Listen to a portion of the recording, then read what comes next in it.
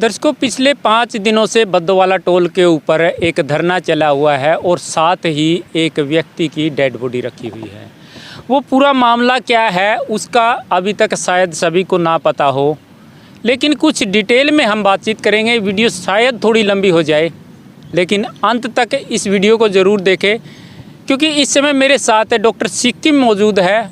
और अगर बात की जाए डॉक्टर सिक्किम की, तो इस एरिए में इनका पीहर है, इनको इस मामले की अच्छी भली भांति जानकारी है। दूसरी अगर बात की जाए तो जितनी भी कमेटियां बनाई जाती है, जितनी भी बैठकें हुई है, मीटिंग हुई है, चाहे वो प्रशासन के साथ हुई हो या फिर ग्रामीणों के आपस में मीटिंग हुई हो, उस मीटिंग में डॉक्टर सिक्किम का नाम हमेशा से रहा है। इस पूरे मामले की जानकारी हम दर्शकों तक पहुंचाना चाहेंगे, लेकिन आपसे ये अपील है कि वीडियो को अंत तक ज़रूर देखिएगा। सिक्किम जी नमस्कार। नमस्कार जी। अच्छा, आपको सबसे पहले लोग ये कहते हैं कि डॉक्टर सिक्किम जी। दर्शकों, थोड़ा मामला जो मैं चेंज कर रहा हूँ, वापस इस मामले पर आएंगे। मैं आपको डॉक्टर क्यों कहा जाता है? डॉक्टर इसलिए क्या कहा जाता है जी, मैं डॉक्टरी करती थी, पर अब तो आपने पता है डॉक्टरी का मैंने सिस्टम बदल दिया। आजकल मैं सरकार की डॉक्टर हूँ, इलाज ज़रूर करती हूँ। पहले मरीजों का करती थी, आजकल मैं सरकार का इलाज करना शुरू कर दिया। अच्छा, हाँ जी, इसलिए आपको डॉक्टर कहा जाता है। ठीक है जी। आपने डॉक्टर का मायना बता दिया, लेकिन आपका नाम का अगर जिक्र करें, एक यूनिक सा अलग सा नाम है, ये कैसे आपका नाम जो सिक्किम रखा गया वो क्यों रखा? मेरे पापा आर्मी में थे, वो भगवान की दया से आज मेरे मम्मी पापा इस दुनिया में नहीं है, भाई है वो भी इस दुनिया में नहीं है। पर जो मेरे पापा थे उनकी जो मतलब उस टाइम ट्रांसफ़र थी वो सिक्किम में थी, जिस टाइम मैं पैदा हुई। यानी मेरा जन्म सिक्किम का है और मेरे पापा जियों ने मेरा नाम सिक्किम इसलिए रखा ताकि दुनिया से हट के मेरा नाम हो। और वो हमेशा कहते थे, बेटा मैंने आपका नाम इतना यूनिक रख दिया, बस आपको इसको चितार्थ करना है। तो मैं उस नाम को चितार्थ करने में लगी हुई हूँ जी। दर्शकों, शायद आपको पता ना हो कि डॉक्टर सिक्किम का नाम जो है वो क्यों रखा गया था। सिक्किम जो ये नाम था, आज इस वीडियो को देखने के बाद आपको पता चल गया होगा कि डॉक्टर सिक्किम का नाम जो है वो सिक्किम क्यों रखा गया है। जैसा कि डॉक्टर सिक्किम ने बताया है कि इनके पिताजी आर्मी में थे और उस समय जब इनका जन्म हुआ था तो इनके पिताजी की पोस्टिंग वो सिक्किम में थी। अच्छा, अब बात कर लेते हैं जो बडनपुर मामला है उसकी। आखिर ये मामला ऐसा क्या है कि जिसको लेकर के एक किसान को जो है गोली खानी पड़ी, जहर की गोली, जिसे सल्फास कहते हैं, सल्फास के नाम से वो गोली होती है, वो खानी पड़ी। क्या ये मामला था? मामला ये था, 1950 में एक एक्ट आया था, जो हमारी समलात भूमि थी या जो जिसके पास जो भी उस टाइम खेती कर रहा था वो उसी के नाम थी। लगातार ये ऐसे, जैसे जो इंदर सिंह ने शहादत दी है, इसके परिवार ने भी 4 पीढ़ियों से ऐसे ही ज़मीन पर इनका कब्जा था और लगातार ये मतलब उस पर खेती करते थे। पर 1999 में एक एक्ट आया जो 1950 वाला एक्ट तोड़ दिया, वसीयतनामा तोड़ दिया या मलकियत तोड़ दिया, आपने पता है। उसके बाद इनको पता चला भाई आपकी मलकियत टूट गई, तो इन्होंने कोर्ट केस कर दिया और एक कोर्ट केस ये जीत भी चुके हैं और दूसरा कोर्ट में विचाराधीन है। जो ये ज़मीन है बाकायदा इनके आज भी कब्जे में थी, पर जैसे ही इन्होंने क्या किया, जो बीडीपीओ उचाना है उसने इसको ज़बरदस्ती हथियाने की कोशिश करी। दूसरी पार्टी से 2 महीने, हमारा कोई टाइम होता है किसी चीज़ का, भाई हम उसकी बोली देते हैं, पर पूरे गांव की ज़मीन की बोली हो चुकी थी और ये बोली 2 महीने बाद दी गई जानबूझ के। और उसको मतलब इस ज़मीन को दूसरी पार्टी को देने के लिए उसने उस ज़मीन पर कब्जा करने की कोशिश की। इन लोगों ने कागज़ भी दिखाए, भाई ये ज़मीन फ़िलहाल विचाराधीन है न्यायाधीश के या कोर्ट में, आप इस पर मतलब आप ना तो कब्जा ले सकते, क्योंकि खड़ी ज़मीन जो खड़ी फसल है उसको हम नष्ट नहीं कर सकते। ये कानून का भी एक कोर्ट केस, जो कोर्ट है कोर्ट की भी एक हिदायत है, यानी एक कानून है। पर इन्होंने खड़ी फसल को नष्ट की और ये चीज़ ये सहन नहीं कर पाए इंदर सिंह और जो दूसरे इनके भाई हैं, तो उस कारण इन्होंने सल्फास खा ली। सरकार को इन्होंने कहा भाई हम सल्फास खा लेंगे, आप इस जो खड़ी हमारी फसल है इसको ख़त्म मत करिए, या आप 2 महीने बाद ले लो कब्जा या 2 महीने पहले ले लेते आप, और या फिर पंचायत में फैसला करते या बैठकर बात की जा सकती थी। और आप कागज़ देखिए तो इन लोगों ने मतलब कोई बढ़िया सा बीडीपीओ का कोई मतलब रुख नहीं था। हमने वीडियो भी देखी थी, उसमें ऐसा काम कर रखा था जैसे पाकिस्तान की ज़मीन है और उन्होंने कब्जा लेना बीडीपीओ ने। उसी के चक्कर में इन्होंने मतलब ये बर्दाश्त नहीं कर पाए अपनी फसल को नष्ट होते हुए। आपने पता है जो किसान है वो धरती को अपनी माता मानता है और जो फसल है उसको वो बच्चा मानता है। तो उन्होंने क्या किया, उनके सामने ही इन्होंने सल्फास खा ली। जो एक हिसार है वो ज़िंदगी मौत के बीच में जूझ रहा है और एक है जो इंदर सिंह, इनकी शहादत हो चुकी है और लगातार आज 4था दिन है और सरकार से कोई बढ़िया बातचीत अभी तक नहीं हो पाई। बातचीत की आपने जिक्र किया बातचीत का, तो कितने दौर की बातचीत है जो वो हो चुकी है कमेटी की और प्रशासन की? पहले कल एक बार बात हुई थी, वो टूट गई थी। फिर हमारी कमेटी ने जो हमारी खापें हैं आसपास की, जैसे बिनान खाप है, मेरा मायका है, और जो दाड़न खाप है जहाँ का ये मामला है, उस परिवार की या उस दाड़न खाप की मैं बहू हूँ। तो दोनों परिवार मेरे ससुराल और मायके के बीच का मामला है ये। तो मैं लगातार यहाँ इसी चीज़ पे मैं नज़र बनाए हुए हूँ, और आपने पता मैं पूरा हरियाणा में ही काम करती हूँ, और ये तो मेरे घर का मामला है। हम चाहते हैं पूरी तरह शांतिपूर्ण, जान माल की हानि ना हो, और सरकार से जो हम मांगे कर रहे हैं या जो हक मांग रहे हैं उन चीज़ों को भी हम पूरी तरह कार्रवाई में लेके और उन चीज़ों पर हम सरकार से सहमति बनाकर इसको न्याय दिला पाएँ। पर अभी तक वो सिरे नहीं चढ़ पा रही बातें। और अब दोबारा से हमने एक टाइम दिया था, जो यहाँ कमेटी हुई, मीटिंग हुई, तो उसके बाद हमने कहा भाई हम कल 11 बजे बद्दोवाड़ा टोल और खटखट टोल को मतलब फ्री कर देंगे, या तो आप प्रशासन बात करें। प्रशासन ने बात की, फिर वो भी नहीं, दोबारा फिर नहीं सिरे चढ़ी, और अब कल 11 बजे बद्दोवाड़ा टोल और खटखट टोल को फ्री कर देंगे हम। और यदि उसके बाद भी कोई फैसला नहीं हुआ तो फिर कल 12 बजे फिर मीटिंग है, जो परसों के लिए कार्रवाई होगी। और परसों के बाद भी यदि हमने नहीं चला, हो सकता भाई हम जो हमारे आसपास के जो MLA MP हैं उनका बहिष्कार कर दें, BDPO का जो दफ्तर है उसको मतलब हम घेरने का काम करें, या हो सकता कोई आसपास MLA MP आता उसको घेरने का काम करें, या हो सकता है भी पूरा हरियाणा के टोल हम फ्री कर दें, या कोई बड़ी कॉल देंगे, क्योंकि हमारे पास डेड बॉडी है और ख़राब होने का भय है। तो इस कारण हम चाहते हैं कि जल्दी से जल्दी हमारा प्रशासन के साथ एक मतलब मेज़ के ऊपर एक कोई फैसला हो, ताकि हम इसका अंतिम संस्कार कर पाएँ। आपने कहा कि टोल फ्री किया जाएगा। अगर भास्कर अखबार का जिक्र किया जाए तो भास्कर में कल ये न्यूज़ छपी थी कि बद्दोवाड़ा टोल जो है वो फ्री है। नहीं, फिलहाल फ्री नहीं है जी। देखो, हमने अभी तक सरकार के साथ यही बात थी, हम सरकार का नुकसान नहीं करना चाहते थे, और हम हमारे देश का भी नुकसान नहीं करना चाहते। पर यदि सरकार हमारे साथ दूसरे व्यवहार से बात करेगी तो हम भी फिर सरकार को नुकसान करने के लिए तैयार हैं, क्योंकि आपने पता है किसान कभी भी किसी का नुकसान नहीं करता, किसान का ही नुकसान होता है हर बार। हम सरकार से आज भी बात करने के लिए तैयार हैं, और हम सरकार के साथ बिल्कुल ठंडे दिमाग से और बिना किसी रोड़ा रब्दे के हम अपने एक तरफ बैठे हैं। पर सरकार को हमें लगता नहीं हमारे साथ मतलब कोई बातचीत करेगी। सरकार जब ही बातचीत करेगी जब सरकार की नाक को हम रोकने का काम करेंगे, या सरकार को नुकसान होगा तभी हमसे बातचीत होती है। हर जगह यही होता है। खेदड़ देख लो, रोनात देख लो, 13 महीने सिंगी बॉर्डर देख लो, और टिकरी बॉर्डर देख लो। तो हमने तो पता ना सरकार का इलाज कैसे करना। हम भी शांति से इसलिए दान दिए हुए थे, शायद सरकार मान जाए, क्योंकि जींद में ऐसा कोई कांड पहले हुआ नहीं था। जींद का माहौल शांतिपूर्ण रहा। ये पहला ही मामला है जो हमारे लिए एक समस्या बना हुआ है। जिस प्रकार से इंदर सिंह ने जहर निकला है, आप इसको कितना सही मानती है कि किसी भी बात को मनवाने के लिए या फिर अपनी बात पर अडिग रहने के लिए इस तरह के कदम उठाए? नहीं, मैं तो आज भी ये बात कहती हूँ, जो हमारे किसान है, जवान है, मजदूर है, मरना किसी चीज़ का समाधान नहीं। हम लड़ेंगे। हमारी समस्या को टोल है, बॉर्डर है, जो वहाँ की कमेटी है उनके सामने रखिए, आप गाँव की पंचायत के सामने रखिए। ये खापों का एरिया है जो जींद है, और यहाँ तो दाड़न खाप और केकरा बिनान खाप है, तो समस्या आती ही नहीं। और यदि फिर भी कोई समस्या होती है तो फिर हम इकट्ठे होकर प्रशासन के साथ लड़ेंगे, लड़ने के लिए तैयार है। पर मरना किसी चीज़ का समाधान नहीं। मैं आज भी ये बात कहती हूँ, जैसे पेगे में भी कल हुआ ये काम, तो मतलब हम नहीं चाहते हम बार बार शहादत दें। हमें शहादत लेनी है, देनी नहीं है। हमने मरना नहीं, हमने मारना है। हमने सुसाइड नहीं करना, लड़ेंगे, लड़कर मरेंगे। ऐसा नहीं कि भाई हमने कहा कोई बुज़दिल है, क्योंकि मरना किसी चीज़ का समाधान नहीं होता। यदि हमें मरना होता तो सरकार 13 महीने पहले हमें मार देती। सरकार तो चाहती है हम मरे। हमने मरना नहीं, सरकार के टेटुए को दबा के अपने हकों को छीन लेना है। क्योंकि किसी ने कहा भाई यदि सीधी आंगली तक घी नहीं निकले तो टेढ़ी कर ले, तो आंगली टेढ़ी कर लेंगे हम। लड़ना ज़रूरी है, मरना नहीं। आपने किसान आंदोलन का जिक्र किया है। किसान आंदोलन के दौरान भी कुछ आत्महत्याएं जो है वो की गई है, लेकिन किसानों ने कहा कि ये आत्महत्या नहीं है, ये भी इस आंदोलन को शहीदी प्राप्त की है इन्होंने। उस समय एक भाजपा की नेत्री होती थी किसान सोनाली फोगाट, आदमपुर से चुनाव भी लड़ा था। हालांकि आज वो इस दुनिया में नहीं है, तो किसानों को बहुत सी ऐसी बातें बोलती थी। तो उसको लेकर के अभी आप क्या? देखो, पहले तो मैं उस आत्मा को सत नमन करना चाहूँगी। बाकी उन्होंने हमारे साथ तो कोई अच्छी बात या व्यवहार किया नहीं। आप लोगों ने पता है दारूबाज है, ये है, गुंडे हैं, इनको तो नाचने गाने वाली मिल जाती है, इनको तो AC मिल गए। उसने यही नहीं पता भाई क्या बोलना है क्या नहीं। वो एक बोल्ड थी, जो उसके मन में होता था वही बात कह देती थी। उसने कभी ये नहीं सोचा कि भी तेरा क्या हर्ष होगा। देखो जी, जो बोलता है वही काटता है। जब उसने समाज के साथ अपने समाज से दूरी बनाई, अपने परिवार से दूरी बनाई, तो आज देखो उसके हालात क्या हुआ कि उसको मार दिया गया। यदि वो समाज के साथ होती, परिवार के साथ होती, तो दुनिया की कोई ताकत नहीं थी जो उसका मतलब कहीं भी गलत इस्तेमाल कर जाती या उसको मार दिया जाता। यदि मार दिया जाता तो आज पूरा भारत, पूरा हरियाणा उसकी सपोर्ट में खड़ा होता। पर उसने ऐसे गंदे क्रम करे, इतना गलत बोला कि किसान कौम उसका नाम लेना भी पसंद नहीं करती। आज तो हम नहीं कहते, मैंने भी मतलब जब दिक्कत हुई थी दिल्ली किसानों के बारे में बोला था, तो हमने भी बहुत ज़्यादा मतलब उसके साथ पूरी फाइट की थी। पता नहीं क्या क्या बोला, बल्कि वो एक जो मेरा बयान है अब वो वायरल हो रहा है। कई लोग कहते हैं भाई आपकी बद्दुआ ले बैठी, किसी की बद्दुआ नहीं लेकर बैठती, अपने कर्म है, कर्म और सुकर्म ही काम करते हैं। जो उसने कर्म था, जो उसने बोया वही काटा।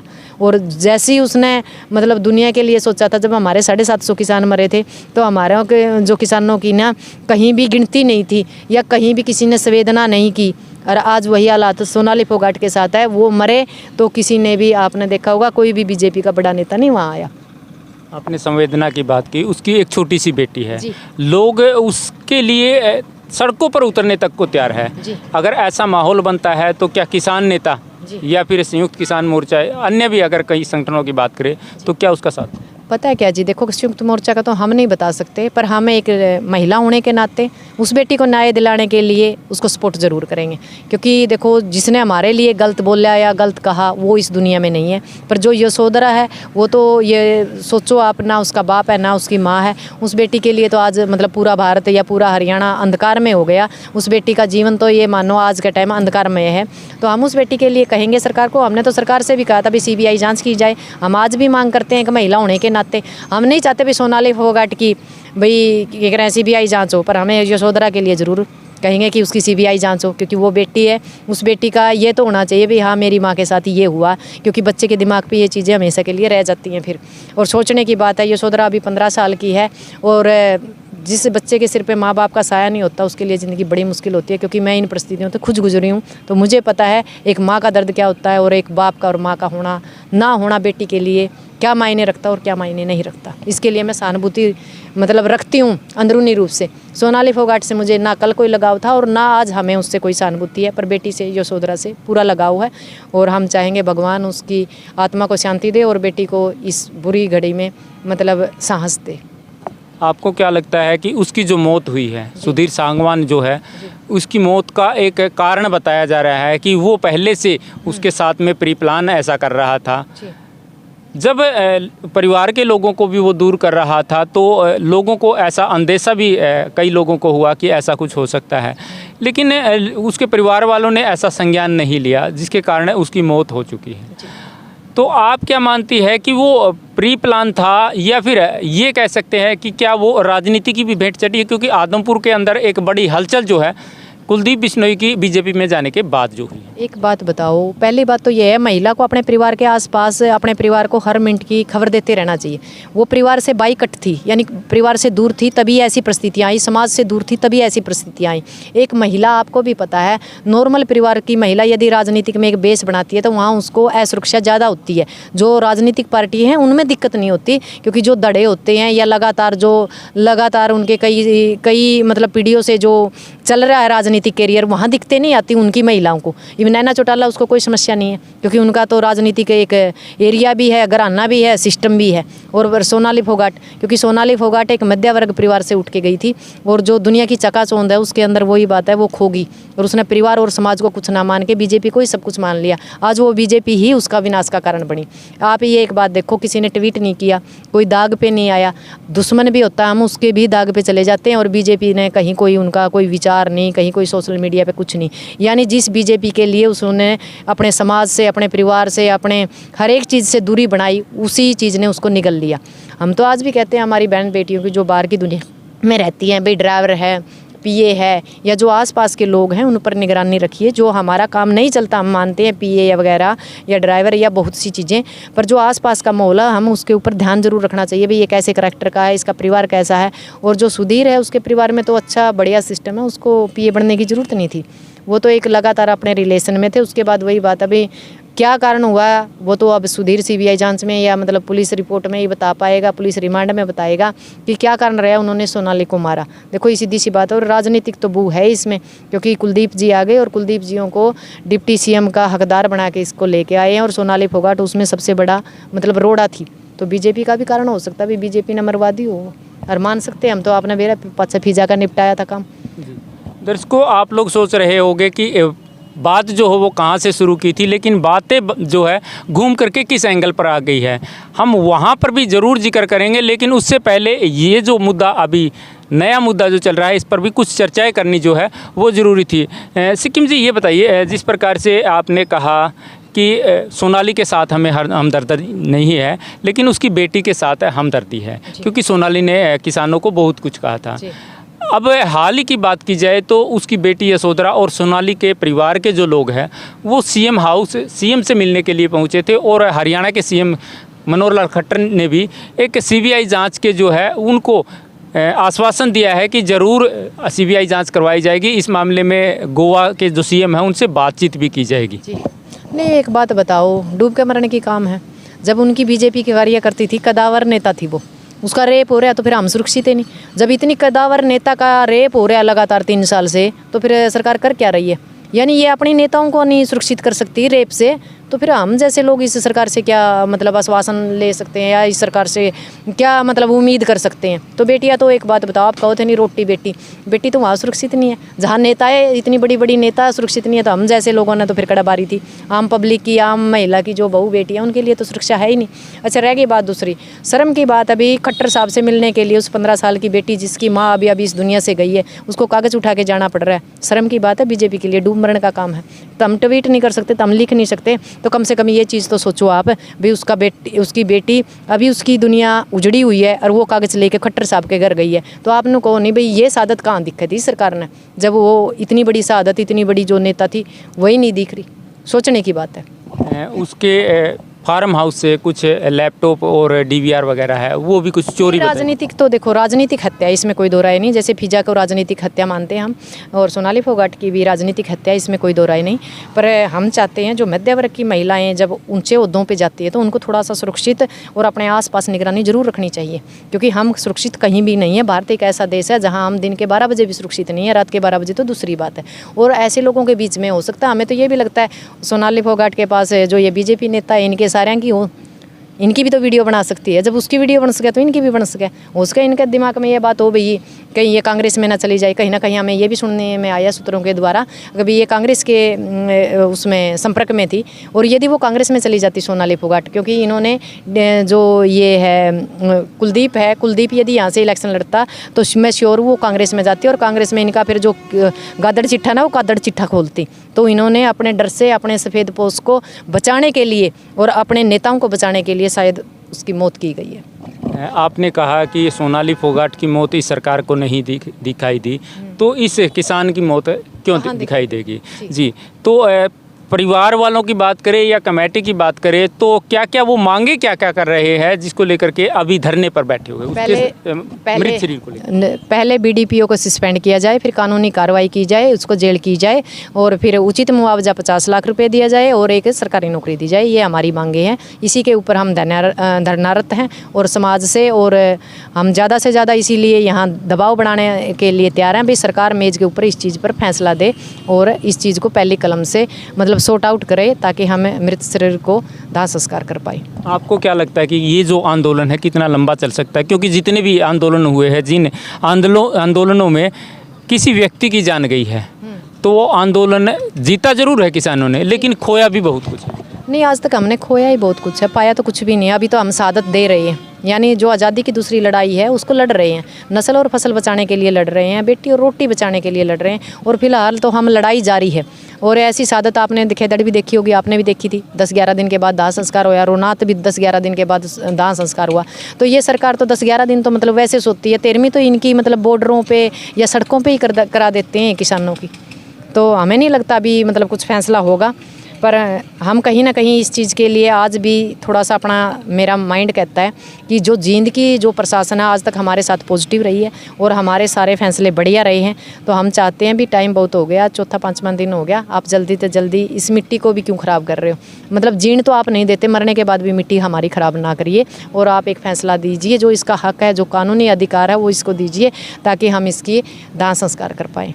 आपने टोल फ्री करने की बात की जी कि कमेटी के द्वारा ये निर्णय लिया गया है। क्या इसमें जो टोल की ब्रांच है, टोल ब्रांच है, उसके अधिकारी है, कर्मचारी है, क्या उनसे भी बातचीत की है? अभी हमने किसी से बात नहीं की, हमने मीडिया के थ्रू सीआईडी को बोल दिया है।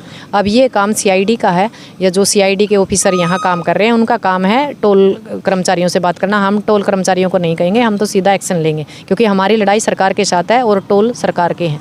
हमने इनके साथ, इस प्रशासन के साथ या यहाँ के कर्मचारियों के साथ बात करने की ज़रूरत नहीं है। हमारी सीधी लड़ाई सरकार से है, इसका नुकसान सरकार को होगा। तो हमने सरकार को चेता दिया, यदि सरकार इस पे कोई एक्शन लेती है तो ठीक है, नहीं तो हमने तो एक्शन लेना। कल ना 11 बजे फ्री कर देंगे जी। आपने कहा कल 11 बजे फ्री कर देंगे। अगर टोल के जो कर्मचारी है वो इस बात पर अडिग रहे कि हम टोल को फ्री नहीं होने देंगे, प्रशासन ने इस बात पर अडिग रहा कि हम नहीं होने देंगे, तो आपका अगला कदम जो है वो क्या होगा? पहली बात है, हम इनसे, ये जो टोल पे बैठे हैं हमारे ही लोग हैं, हमारे ही बच्चे, हम इनसे मतलब बढ़िया तरह, अच्छी तरह बात करने की कोशिश करेंगे। हमें नहीं लगता ऐसी कोई दिक्कत आएगी, क्योंकि पहले भी ये कई बार हो चुका है। और यदि ऐसी कोई परिस्थिति आती है तो हम हर परिस्थिति से निपटने के लिए तैयार हैं, हम पीछे कदम नहीं उठाएंगे। हमारी एक सादत होगी, 5-7 और हो जाए तो कोई दिक्कत नहीं। तो दर्शकों, डॉक्टर सिक्किम जी हमारे साथ मौजूद थी। डॉक्टर सिक्किम, इनको क्यों कहा जाता है, आज हमने वो भी जाना, आपने भी इस वीडियो के माध्यम से जाना।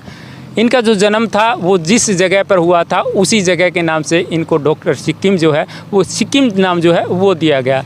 दूसरी कुछ बातें हमने इनसे सोनाली को फोगाट के मामले को लेकर के भी की, लेकिन मेन मुद्दा जो हमारा था वो इंदर सिंह जो यहाँ पर आज उसका 5वां दिन है, उसके शरीर को, मृत शरीर को रख करके यहाँ पर प्रदर्शन लगातार जारी है और उसकी परिवार के साथ उनके सदस्यों के साथ जो लोगों की जो हमदर्दी है वो लगातार आप लोग देख पा रहे हैं।